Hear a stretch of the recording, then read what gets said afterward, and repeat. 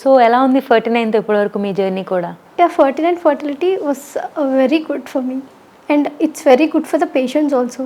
So మీకు ఎలా start అవుతుంది డే మార్నింగ్ నుంచి ఈవినింగ్ వరకు యాజ్ ఎ ఎంబ్రియాలజిస్ట్గా? As an embryologist, how I'm going to start అనేది will start with the QA and QC. QC quality check and quality analysis. మెయిన్గా basic thing ఏంటంటే embryology వచ్చేటప్పటికి మనకి QC అంటే చాలా చాలా ఇంపార్టెంట్ థింగ్. ఎందుకంటే మనం గ్యామెట్స్ని అన్నిటినీ అక్కడ గ్రో చేస్తాం కాబట్టి వాటన్నిటికీ మనకు కావాల్సింది ఏంటంటే క్వాలిటీ చాలా ఇంపార్టెంట్. క్వాలిటీ ఎయిర్ అంటే మనకి ఇప్పుడు ఎంత మెయింటైన్ అవ్వాలి, ఏం కావాలి రూమ్లో అనేది క్వాలిటీ చెక్ అనమాట. అది మేము మార్నింగ్ వచ్చిన వెంటనే క్వాలిటీ చెక్ చేసి ఇంకా ఏ ప్రొసీజర్కైనా స్టార్ట్ అవుతాం.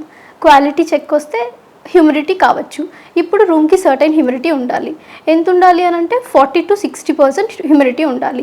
It should not go about 60 or 40 కంటే కూడా తగ్గకూడదు. 40 to 60 మాత్రమే మెయింటైన్ చేయాలి. ఇలా మెయింటైన్ చేసుకుందా లేదా అని మేము చెక్ చేస్తాము. అది హ్యూమిడిటీ.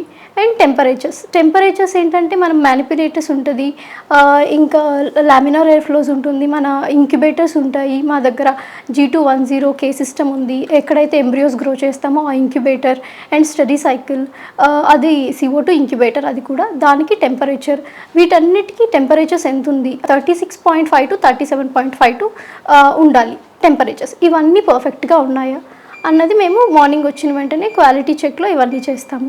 టెంపరేచర్ చెక్స్ అవుతుంది, humidity and room temperature. Coming to room temperature 23 నుంచి 26 వరకు ఉండాలి.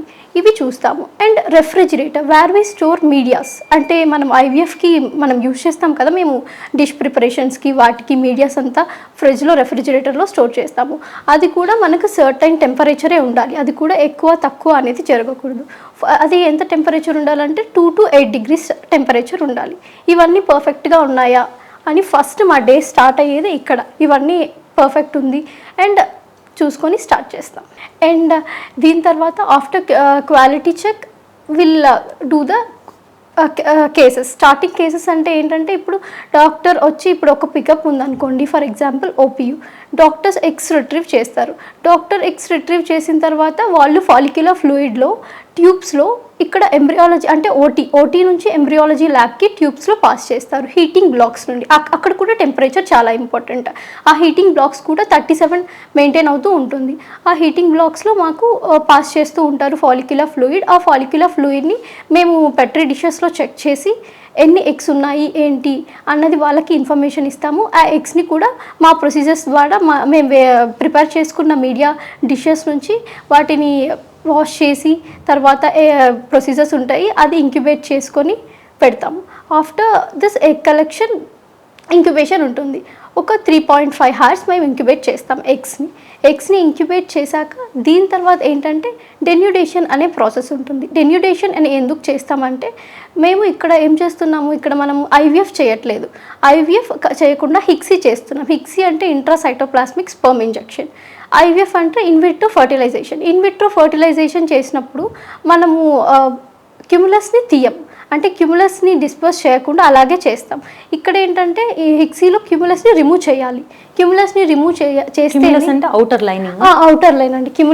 క్యుములస్కి కరోనా రేడియేటార్కి సరౌండ్ అయి ఉంటుంది, అది రిమూవ్ చేయాలి. అప్పుడే మనకి M2s ఎన్ని ఉన్నాయి అంటే మెచ్యూర్ oocytes ఎన్ని ఉన్నాయో మనకు తెలుస్తుంది. వీటిని చేస్తాము. అప్పుడు ఎప్పుడు చేస్తామంటే 3.5 hours అయిన తర్వాత ఇది చేస్తాం. అంటే వన్స్ ఫాలిక్యులర్ ఫ్లూయిడ్ని మీరు కలెక్ట్ చేసుకున్న తర్వాత మేము ప్రిపేర్ చేసుకున్న మీడియా డిషెస్ ఉంటాయి కదా, వాటిలో వాష్ చేసి అంతా చేసుకున్న తర్వాత OPU డిష్ సపరేట్గా ఉంటుంది. ఆ OPU డిష్లో మేము తీసుకెళ్ళి దాన్ని ఇంక్యుబేట్ చేస్తాము. 3.5 hours ఇంక్యుబేట్ చేస్తాము. ఇంక్యుబేట్ చేసిన తర్వాత ఇప్పుడు డెన్యూడేషన్ ప్రాసెస్ జరుగుతుంది. ఆ డెన్యూడేషన్ ప్రాసెస్కి కూడా మళ్ళీ సెపరేట్ ఒక డిష్ ప్రిపేర్ చేసుకోవాల్సి ఉంటుంది. అంటే ఏంటంటే ఉన్న క్యుములస్ని రిమూవ్ చేయడానికి హైడ్రాండేజ్ యూజ్ చేస్తాం. అది అండ్ మా మీడియాస్ ఉంటాయి అండ్ వాటిని యూజ్ చేసి దాన్ని డెన్యూడ్ అనేది చేయడం జరుగుతుంది. డెన్యూడ్ చేసిన తర్వాత ఆ క్యుములస్ అంతా నీట్గా రిమూవ్ అయిపోతుంది. ఓన్లీ ఎగ్స్ ఉంటాయి. ఆ ఎగ్స్కి మనకి అక్కడ పోలార్ బాడీస్ ఉంటాయి. పోలార్ బాడీస్ ఈచ్ ఎగ్కి కనిపించింది అనుకోండి, అది M2 అని, అంటే మెచ్యూర్ oocytes అని. వాటికి హిక్సీ అయితే చేయొచ్చు. మెచ్యూర్ oocytes ఇప్పుడు పోలార్ బాడీ కనుక లేదు అనుకోండి, అది మెచ్యూర్ కాదు, దానికి మనం ఇంజెక్ట్ చేయలేం. సో మేము మెచ్యూర్ ఎగ్స్నే తీసుకెళ్తాం. అప్పుడు తీసుకున్న తర్వాత డెన్యుడేషన్ ప్రాసెస్ కంప్లీట్ అయిపోతుంది. దాంతో దాంతో మీరు ఒకసారి కలెక్ట్ చేసుకున్న తర్వాత డిన్యూడేషన్ ప్రాసెస్ ముందే మీకు ఏది పోలార్ బాడీస్ ఉన్నాయి, ఏది క్యాపబుల్ ఉంది ఒక ఎంబ్రియో ఫామ్ అవడానికి అనేది మీకు ఐడియా వస్తుంది. అవును, ఐడియా వస్తుంది. ఎందుకంటే వితౌట్ పోలార్ బాడీ మేము చేయమన్నమాట.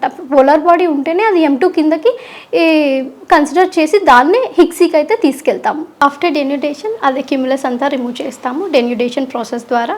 అది అయిన తర్వాత మనకి ఎన్ని M2s ఉన్నాయో అని చూడొచ్చు. చూసాక మనకి ఏవేవైతే హిక్సీకి వెళ్తాయి అని ఎంత నెంబర్ అంటే ఇప్పుడు ఫర్ ఎగ్జాంపుల్ 15 eggs రిట్రీవ్ అయ్యాయి అనుకోండి, 15లో మనకి ఎన్ని M2s అనేవి ఉన్నాయి, 10 ఉండొచ్చు, 12 లైక్ 10 ఉన్నాయా 12 ఉన్నాయా అన్నవి చూసుకుంటాం. లేదు 15 ఉంటే 15 కూడా హిక్సీ